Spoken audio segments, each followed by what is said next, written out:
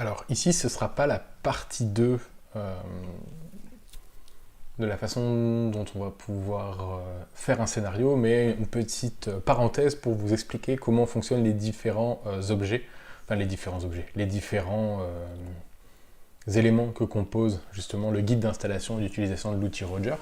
Donc vous avez ici un peu un manuel d'installation qui est extrêmement complet pour ceux qui ont eu l'opportunité de le regarder, puisque vous explique un petit peu comment l'installer, comment se déplacer, etc. Enfin, tout ça, c'est vraiment des aspects plutôt techniques pour ceux qui veulent avoir un petit peu plus d'informations, mais c'est vraiment pas le sujet. Nous, notre objectif ici, c'est vraiment d'apprendre à être totalement autonome. Donc pour ça, j'ai vraiment mis à votre disposition plusieurs choses.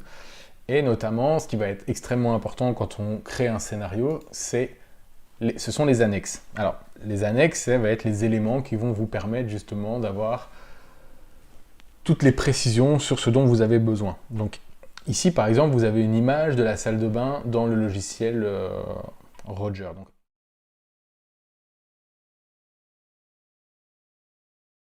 vous avez ici, dans cet ensemble de salles de bain, des petites croix vertes. Et en fait, ça correspond aux slots, donc c'est les petits ronds jaunes dans lesquels on peut poser des objets, et ils ont des noms.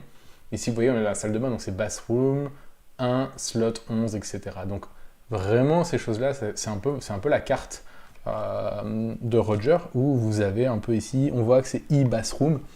Door, ça veut dire que c'est un emplacement qui est derrière la porte.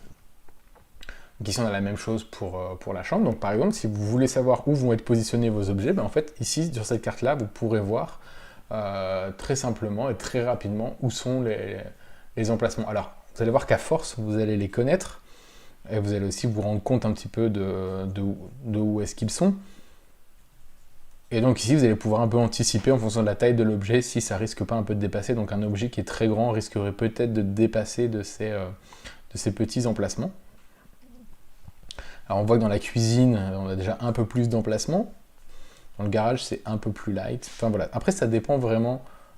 Donc ça va être l'occasion. Ici, on voit tout le jardin, etc. Donc ça, c'est vraiment... c'est un peu la carte. C'est ce qui va vous permettre un petit peu de comprendre. Donc vous avez la buanderie, après vous pourrez avoir les toilettes, le bureau, le salon, et ainsi de suite.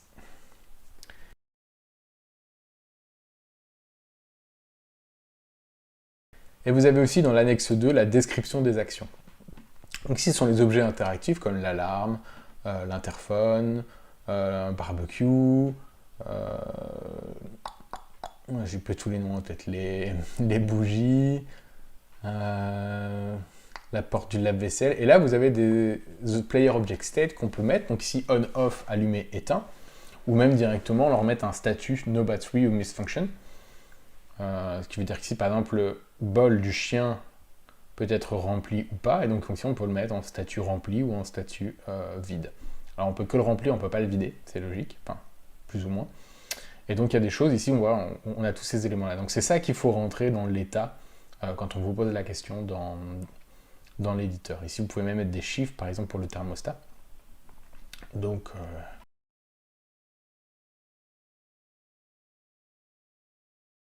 on a ceci. Alors, on a la liste des objets. Alors, ici, c'est une liste qui est vraiment très, très, très simplifiée, puisque c'est simplement la traduction pour ceux qui sont un petit peu perdus sur l'anglais parfois, pour être sûr des objets que vous avez. Là, ici, j'ai fait en sorte que ce soit assez rapide. Vous voyez, il y a quand même pas mal d'objets. Mais du coup, pour avoir un visuel, ce que j'ai fait, c'est qu'en fait, ici, vous allez voir, je les ai mis dans un PDF. Donc vous avez ici, alors c'est son ordre d'apparition. Ici, vous avez son nom en anglais, donc c'est comme ça qu'il apparaît dans l'éditeur de scénario. Vous avez donc sa traduction, ou en tout cas sa description.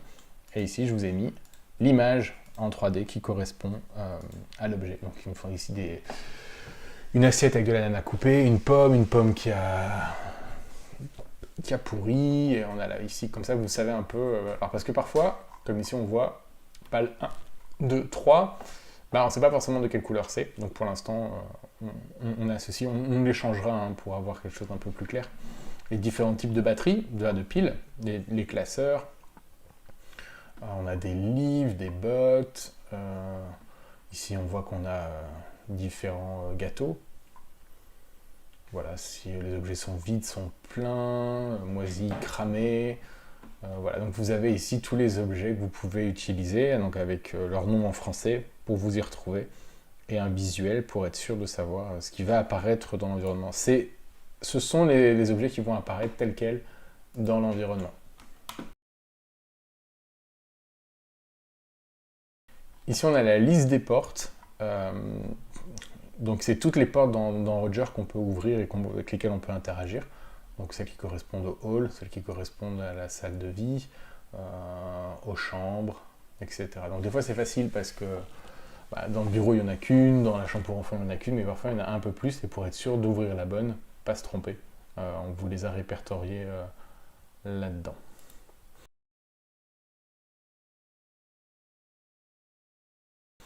Alors ici, le docteur, il a plusieurs, plusieurs choses. On voit qu'on peut mettre message, message with picture, message correct, message thumb, message incorrect, notification, etc. Et en fait, du coup, je vous ai mis ici tout simplement ce à quoi ça correspond. Donc quand vous lancez ça dans l'éditeur, c'est ça qui va apparaître à l'image.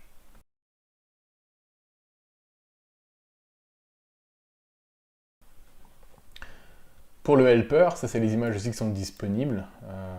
Si jamais vous voulez utiliser le helper, ici je vous ai mis les différentes touches, ce à quoi elles correspondent. Si vous appuyez sur la touche 2, appuyez sur le gros bouton carré pour avancer. Si vous appuyez sur la 7, appuyez 2 fois sur le gros bouton carré pour vous accroupir ou vous relever. Donc les touches 2 à 8, elles correspondent à chacune des actions qui sont possibles dans l'environnement et avec une image qui s'y rattache.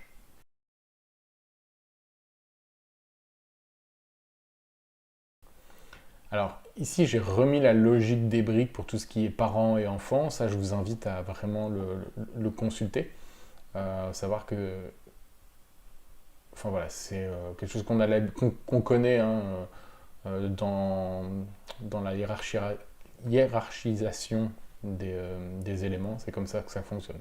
Un enfant peut devenir parent et donc avoir plusieurs enfants, et un parent peut également être un enfant d'une autre séquence. Donc voilà.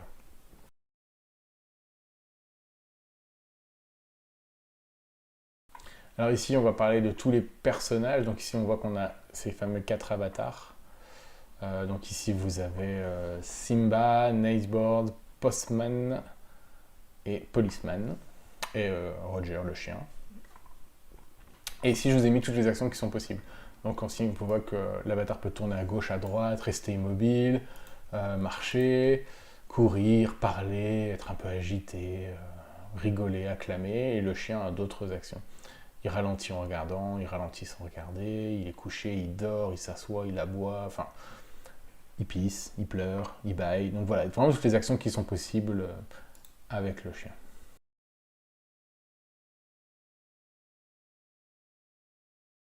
Et donc ça, c'est toute l'interface pour le démarrage, mais ça, c'est pas ce qu'il y a de plus important.